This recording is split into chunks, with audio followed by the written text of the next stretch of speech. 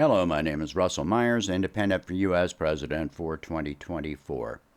Now, I've already posted the short version of my affordable housing proposal. This is the long version with a bit more detail and narrative involved. So let me get right into it. I've been proposing to lay out my housing policy for some time. This single issue is the most complex one which I have had to face. You'll understand why this is so complex as I go through it. It is no secret to any American that affordable housing has become a major problem for the general population. It is beyond the reach of more than half of Americans to be able to afford to buy a home. Meanwhile, average rents have increased by 25% up to 50% depending on geographic location. Many Americans are forced to spend half of their basic income for even substandard housing. Much of this has been caused by hedge funds and large corporations buying available housing, driving up housing costs to unsustainable levels. A one-bedroom apartment is unaffordable to a person making minimum wage in any state in the country. The number of people being forced into homelessness due to financial limitations continues rising by the day. Meanwhile, wages are declining. No American should have to work multiple jobs to maintain a basic living standard. Even in locations where wages have increased, the response by property owners has been to increase rents, while food, energy, medical care, and transportation costs have also increased dramatically. This has driven more 18 to 29-year-old Americans to remain living at home with their parents than at any point since at least the 1940s and possibly since the Great Depression. There are claims made by the current government and media that the problem is a shortage of housing. Let's be clear about this. There is no shortage of housing in this country. There is a shortage of affordable housing. The number of vacant residences in the U.S. outnumbers the homeless by a very wide margin. There may be limited geographic locations with a shortage of housing, but those locations are few and far between. There are government agencies and various organizations in place to provide services to the homeless, but study after study has shown that they are ineffective. It costs more to provide these services than it would cost to simply provide people with stable long-term housing. In truth, these agencies and organizations do not have the goal of providing stable housing.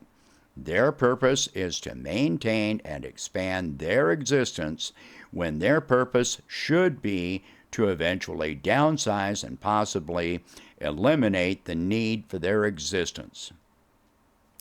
One of the major complexities involved in establishing affordable housing is conflict of interest. Most forms of housing assistance does far more to benefit landlords and developers than it does to provide housing. Section 8 vouchers are really nothing more than corporate welfare and are only intended for temporary housing. Recipients may see their incomes increase, lose any government assistance, be forced to move, and then must spend any additional wages and possibly more to pay rent at their new location, leaving them potentially worse off than before. In most cases, they will be forced into an endless cycle of poverty with or without government assistance. What happens when we subsidize landlords is that this gives them more income and credit. They use the income and credit to purchase other properties, reducing the number of affordable homes for purchase on the market. The other thing they can do is use the federal money to upgrade the properties and then increase the rent. In each case, the number of affordable residences for sale or rent continues to decline. This is precisely what has been happening in this country for decades and why we have this crisis. Government subsidies, poorly devised, have created this problem. It is no secret that the commercial real estate industry sector is in crisis. The rhetoric tends to revolve around office space, but the truth is that this crisis includes retail, warehouse, and residential property as well. The companies that borrowed far too much to build overvalued properties are now finding themselves underwater and expecting we, the taxpayers, to bail them out. It is primarily the commercial real estate market which is leading to bank failures across the country, especially regional banks who hold 70% or more of commercial real estate mortgages. The Biden administration seems more than willing to provide bailouts to these failed enterprises by creating more debt and subsidizing efforts which will lead to substandard, possibly unsafe housing in some cases, and in other cases, housing tied to a specific employer. For example, the Biden administration is offering subsidies for failing office properties to convert office space to residential space. For the majority of office space, especially high-rise, this is impractical at best for structural reasons. Office buildings are not built for the same needs as residential space.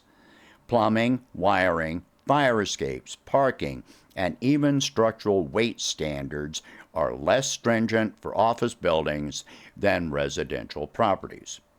In other cases, this administration is subsidizing housing being built by corporations like Google and Amazon for employees, which is unstable. It reminds me of company housing in the 19th century. Lose your job for any reason, including injury, disability, retirement, or being laid off due to downsizing, and you also lose your residence. Donald Trump, a real estate mogul, is ironically silent on the issue of housing. RFK Jr., who is economically libertarian, has policies which are entirely in line with libertarian views and benefit landlords far more than tenants.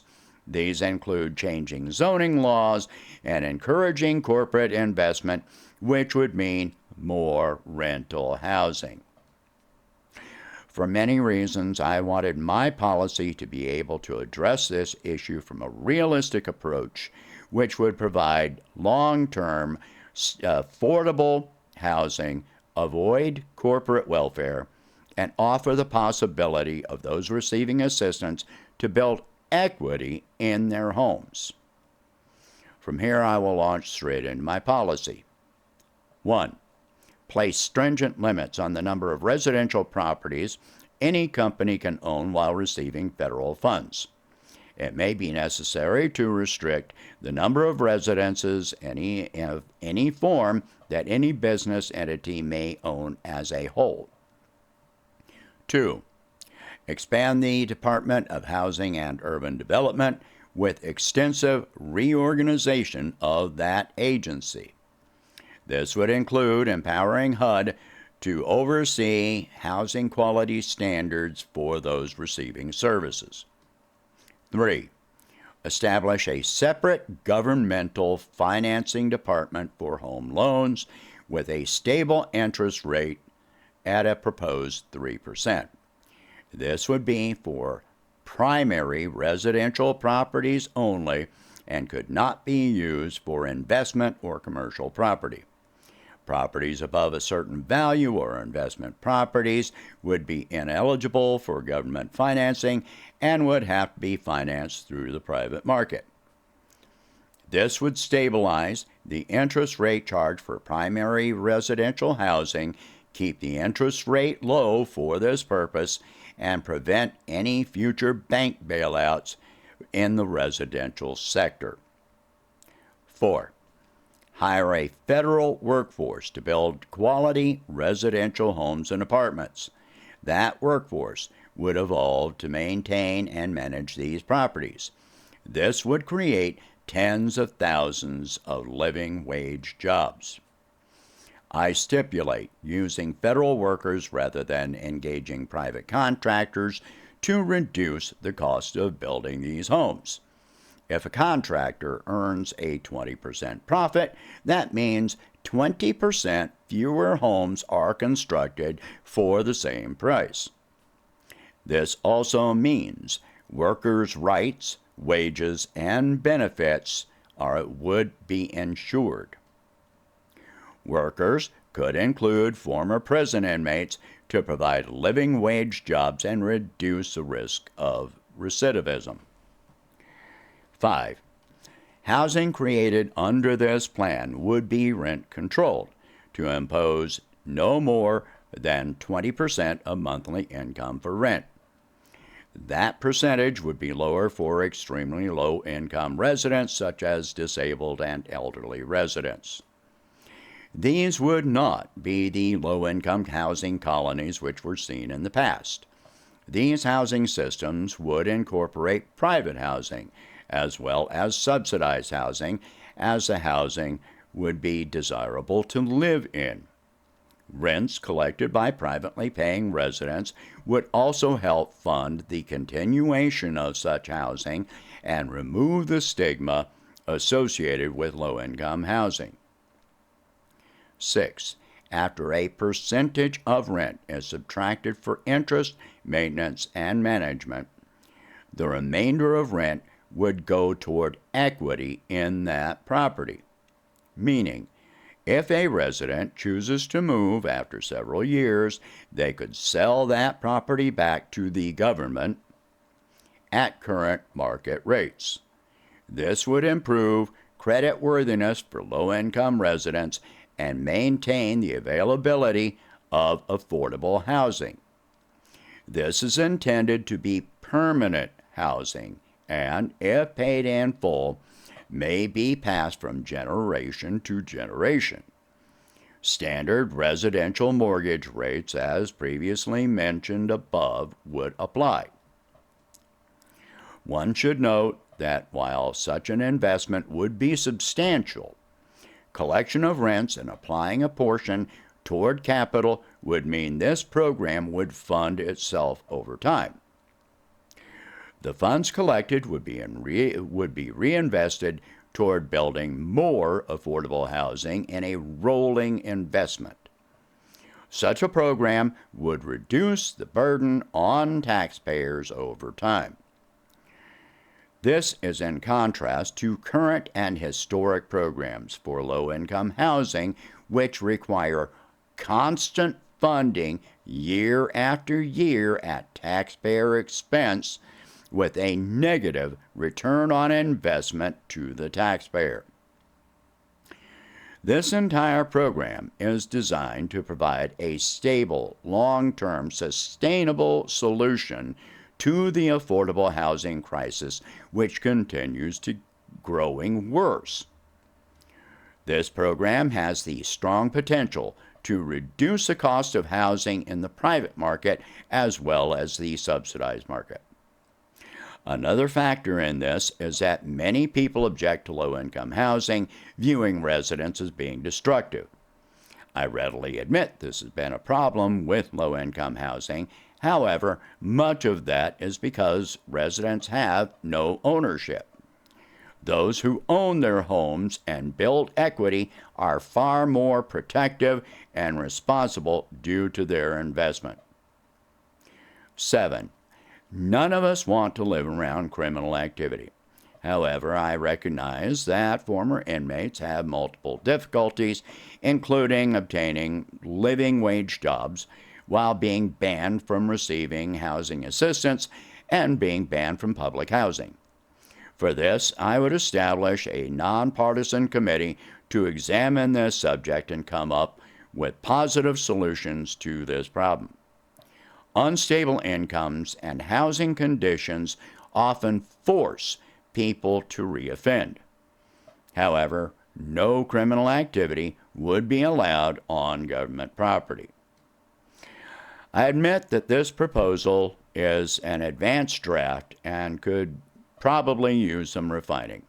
However, I do believe this to be the most realistic proposal put forth by any candidate you are likely to see.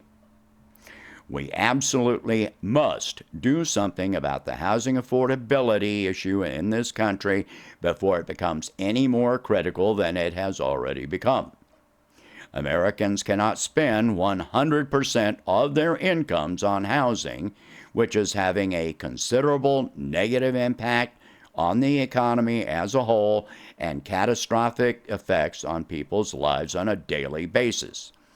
If we keep going the direction we are going, we are headed for a widespread humanitarian disaster which will impact our country for generations.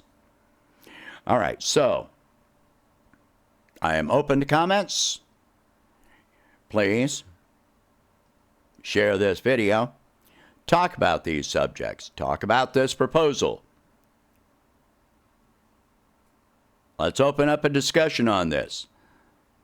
Tell me if you've heard anything similar or comparable from any other candidate. Because I don't think you have, and I don't think you will. All right, so again, share this video. Talk about these subjects. If you can afford it, please donate whatever you can to help expand this campaign, and I will catch you in the next one. I thank you for watching. Have a good day.